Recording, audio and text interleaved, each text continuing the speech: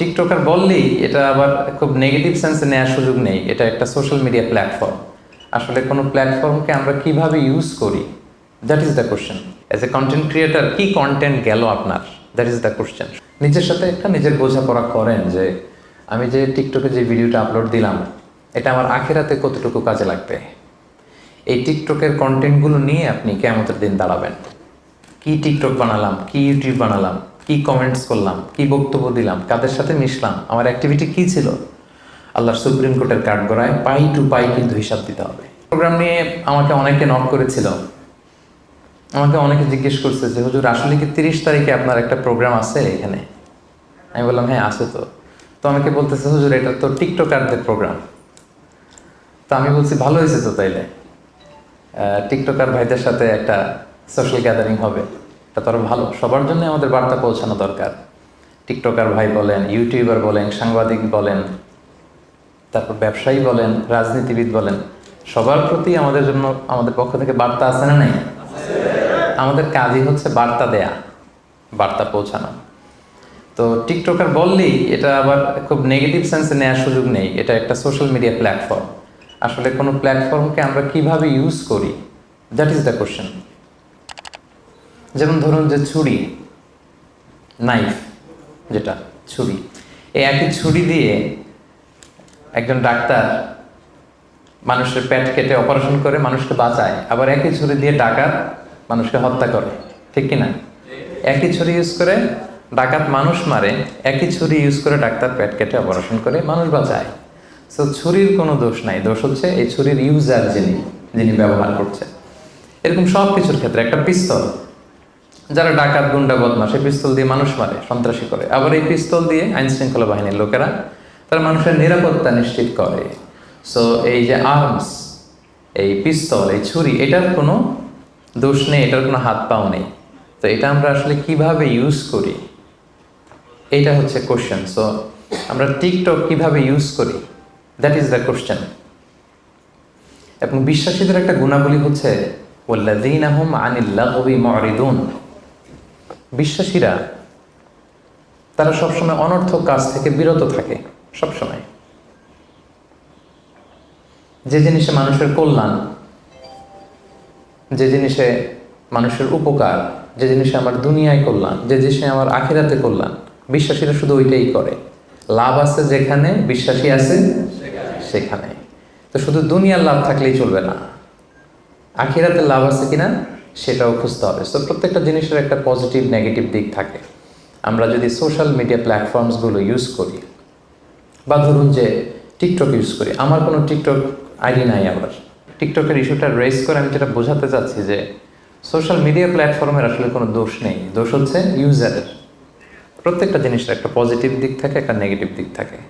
So আপনি positively এটা use করতেছেন কিনা, দ্যাট ইজ দ্য কোশ্চেন। এবং সেটা অ্যাজ এ বিলিভার আমাদেরকে কিন্তু নিজের সাথে নিজের একটা বোঝাপড়া লাগবে যে আমি আসলে টিকটকে কি আপলোড দিচ্ছি, হোয়াট ইজ দ্য কন্টেন্ট। এই যে আমরা কন্টেন্ট ক্রিয়েটর বলতেছি, আমি একজন টিকটকার, আমি আসলে কি আপলোড দিচ্ছি, আমি একজন ইউটিউবার, আমি আসলে কি আপলোড দিচ্ছি, দ্যাট ইজ দ্য কোশ্চেন। কারণ একজন বিশ্বাসী সে বিশ্বাস করে মা ইয়ালফিযু মিন কাওলিন ইল্লা লাদাইহি রাকীবুন আতীদ। একজন বিশ্বাসী সে যাই বলে, যাই করে, এটা আল্লাহ তাআলা কিরামান কাতিবিন ফেরেশতার মাধ্যমে রেকর্ড করিয়ে রাখে। ওয়া কুল্লা শাইইন আহসাইনাহু ফি ইমামিন মুবিন। সূরা ইয়াসিন আল্লাহ তাআলা বলছেন ইমামুম মুবিন নামক ভিডিও রেকর্ডারের ভেতরে আমি সব রেখে দেব। সো আপনি টিকটকের ভিতরে কি করতেছেন এটা সেদিন দেখবেন। ইউটিউবের ভিতরে আপনি কি আপলোড দিলেন, অ্যাজ এ কন্টেন্ট ক্রিয়েটার কি কন্টেন্ট গেল আপনার, দ্যাট ইজ দ্য কোশ্চেন। শুধু ওখানেই না, এই সমাজেও কিন্তু সম্মানিত অসম্মানিত হওয়ার ব্যাপার আছে। আপনার কন্টেন্ট দেখে একজন মানুষ আপনার ব্যক্তিত্বকে জাজ করে, ঠিক কিনা? একজন মানুষ কেমন, পজিটিভ না নেগেটিভ, তার চলাফেরা, অ্যাটিটিউড, বিহেভিয়ার, এটা কেমন, এটা দেখার জন্য তার সোশ্যাল মিডিয়া হ্যান্ডেলসগুলো একটু তার ফেসবুকে ঘুরে আসলে, একটা ঢুমারলে, তার ইউটিউব অ্যাকাউন্টস থাকলে সেখানে গেলে, তার স্ন্যাপচ্যাট থাকলে, তার ইনস্টাগ্রাম থাকলে, তার টিকটক থাকলে, একটু ঘুরে আসলে আপনি বুঝবেন লোকটা কেমন। খুব সহজ কিন্তু। সো এখানে রিমাইন্ডার হচ্ছে পজিটিভ জিনিস যেন যায়। আমি ঢাকা ট্রিবিউন এবং ডেইলি স্টারের যে নিউজগুলো এগুলো দেখি, ইংলিশ নিউজ পেপার, আমি কিছুদিন আগে দেখলাম যে TikTok removed more than 2.6 million videos from Bangladeshi content. Bangladeshi content যে তৈরি করে গত বছরের শেষের দিকে তারা 2.6 মিলিয়ন, দ্যাট মিনস 26 লক্ষেরও বেশি কন্টেন্ট ডাউন করেছে, রিমুভ করেছে। কারণ কি? Rubbish, absolutely rubbish content. কি কন্টেন্ট তারা তৈরি করছে তারা নিজেরাও জানে না। সো এটা তো একজন ইউটিউবারের কাজ হতে পারে না, এটা তো একজন টিকটকারের কাজ হতে পারে না, এটা তো একজন সোশ্যাল মিডিয়া হ্যান্ডেল যারা ম্যানেজ করে বা অপারেট করে এটা তাদের কাজ হতে পারে না। যে সমস্ত দেশের কন্টেন্ট ডাউন করা হয়েছে এর মধ্যে বাংলাদেশ 7 নম্বরে, মানে এত পরিমাণে বাংলাদেশিদের কন্টেন্ট ডাউন করা হয়েছে, এটা হচ্ছে রাবিশ টাইপের কন্টেন্ট ছিল। সো দুনিয়াতেও কিন্তু বেইজ্জতি আছে না নাই, এটা খেয়াল করবেন। আমি বলছি না যে টিকটকার ভাই যারা আছেন এখানে আপনারা আজে বাজে কন্টেন্ট দেন, এটা আমি বলছি না, অনেকে তো ভালো কন্টেন্ট দেন, আমি সেটাই বলছি আপনাকে। নিজের সাথে একটা নিজের বোঝাপড়া করেন যে আমি যে টিকটকে যে ভিডিওটা আপলোড দিলাম এটা আমার আখিরাতে কতটুকু কাজে লাগবে। এই টিকটকের কন্টেন্টগুলো নিয়ে আপনি কিয়ামতের দিন দাঁড়াবেন, ইউটিউবের ভিডিওসগুলো নিয়ে আপনি কিয়ামতের দিন আল্লাহর সামনে দাঁড়াবেন, এবং আপনার কাছে একটা ডিজিটাল আপনার এন্ড্রোস করা একটা আমলনামা দেয়া হবে, এবং দেখে আপনি বলবেন মা লি হাযাল কিতাবি লা ইউগাদিরু সাগীরাতান ওয়ালা কাবীরাতান ইল্লা আহসাহা। এটা কেমন আমলনামা? ছোট খাটো, ওই যে টিকটক করছিলাম, ওই যে ইউটিউব ভিডিও বানাইছিলাম, ওই যে একজনের একটা গালি মারছিলাম ফেসবুকে কমেন্ট বক্সে ঢুইকা, এখন তো স্বাধীন, নিরঙ্কুশ স্বাধীনতা, ঢুকে যাকে ইচ্ছা প্রাইম মিনিস্টারকে গালি দেওয়া যায়, যাকে মনে চায় দেদা আসছে গালি দিচ্ছে, যেহেতু সামনে নাই। সো আপনি যেখানে যে কমেন্টস বসিয়েছেন, যেখানে যে টেক্সট করেছিলেন, যেখানে যেটা বলেছেন, যত কন্টেন্ট আপনি ক্রিয়েট করেছেন এগুলো সব আপনার আমল নামায় সেদিন তুলে দিবে কে? আওয়াজ করে বলেন, তুলে দিবে কে? সো কিয়ামতের কঠিন ময়দানে আপনি কি কন্টেন্ট নিয়ে দাঁড়াচ্ছেন এটা একটু খেয়াল করবেন। এই দুনিয়ার জীবনটা এটা একটা ধোঁকা, এটা একটা মায়াজাল, এটা একটা মরীচিকা। এই রং ধরা যৌবন জং ধরে শেষ হতে বেশি সময় লাগবে না, খুব অল্প সময়। এই যে ইয়াং যারা আছেন, কি ড্যাশিং চেহারা, নাদুস নদুস চকচকে, হ্যাঁ, কি সুন্দর কুচকুচে কালো চুল, থাকবে না এটা একদিন। সো দুনিয়ার এই সামান্য ভোগের সামগ্রীর জন্য আমরা টিকটকে, আমরা ইউটিউবে, আমরা সোশ্যাল মিডিয়া হ্যান্ডেলসগুলোতে যেন কোনো অশোভনীয়, কোনো অশ্লীল, কোনো আজে বাজে কন্টেন্ট যেন আপলোড না দিই। This is my first and foremost reminder tonight. আজকের এই সুন্দর সন্ধ্যায় প্রথমেই যারা আপনারা এগুলো ইউজ করেন, যারা আপলোড করেন, যারা কন্টেন্ট ক্রিয়েটর, আপনারা ভালো কিছু কন্টেন্ট আপনারা ডেভেলপ করবেন।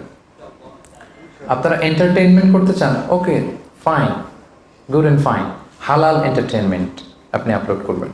আপনি ভাববেন কিভাবে একটা হালাল এন্টারটেইনমেন্টকে প্রমোট করা যায়, কিভাবে একটা ইসলামের কথাকে সুন্দরভাবে তুলে ধরা যায়, কিভাবে শিক্ষণীয়, এডুকেশনাল, শিক্ষণীয়, মোটিভেশনাল, সোশ্যাল, যেটা মানুষের উপকার করবে এরকম কন্টেন্ট কিভাবে দেয়া যায়। সবসময় এটা খেয়াল রাখতে হবে যে আমি যা করি এটা কিন্তু রেকর্ড হয়ে যায়, এবং কিয়ামতের ময়দানে সেটা নিয়েই কিন্তু আল্লাহ তাআলার সামনে দাঁড়াতে হবে, এবং আমার এই শক্তি, সামর্থ্য, আমার এই যৌবন, আমার এই ক্ষমতা, দাপট কিছুই থাকবে না। 1 সেকেন্ডও লাগে না এটা আল্লাহ থামিয়ে দিতে, ঠিক না? সেটা আমাদের খেয়াল করতে হবে, যে কোনো মুহূর্তে চলে যেতে পারে। এই যে আমি আলোচনা করছি, এখন আমি মৃত্যুর কোলে ঢলে পড়তে পারি না? কথা বলেন না কেন? পারি না? পারি। আপনারা ফিরোজ শাহী একজন বিখ্যাত মরমী গায়ক ছিল বাংলাদেশের, নাম শুনছেন? ওনার একটা বিখ্যাত গান আছে, 1 সেকেন্ডের নাই ভরসা, ভঙ্গ হইবে রং তামাশা, চক্ষু মুদিলে হায়রে দম ফুরাইলে। শুনছেন না এটা আপনারা? এই ফিরোজ শাহী 1995 সালে শিল্পকলা একাডেমিতে এই গানটাই গাচ্ছিল যে 1 সেকেন্ডের নাই ভরসা, ভঙ্গ হবে রং তামাশা, চক্ষু মুদিলে হায়রে দম ফুরাইলে। তো শিল্পকলা একাডেমির স্টেজে এরকম হাজার হাজার শ্রোতা অডিয়েন্স, স্টেজে উনি গানটা গাইতে গাইতেই ঢলে পড়লেন মৃত্যুর কোলে। এই গানটা গাইতে গাইতে উনি মৃত্যুর কোলে ঢলে পড়েছিলেন যে চক্ষু মুদিলে হায়রে দম ফুরাইলে, ওইখানে ওনার দম ফুরাই গেছে।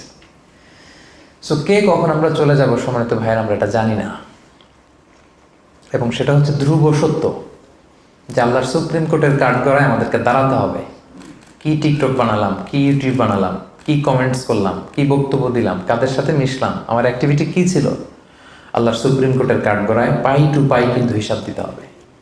সবার সাথে দিতে হবে।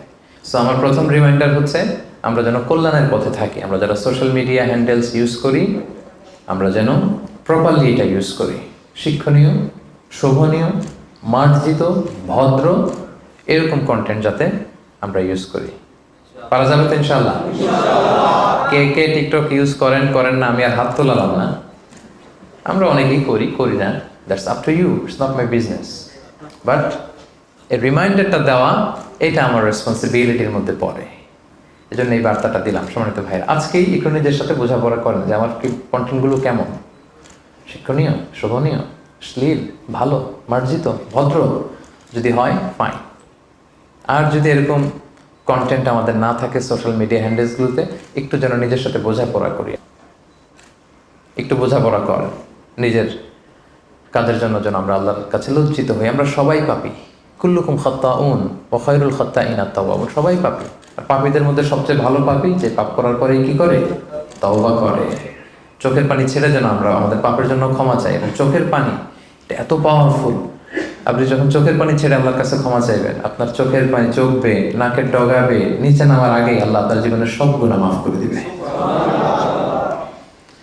সো এটা ছিল আমার ফার্স্ট রিমাইন্ডার, আমরা যেন সুন্দর ভালো কন্টেন্ট আপলোড করি। আল্লাহ আমাদের সবাইকে তৌফিক দান করুন।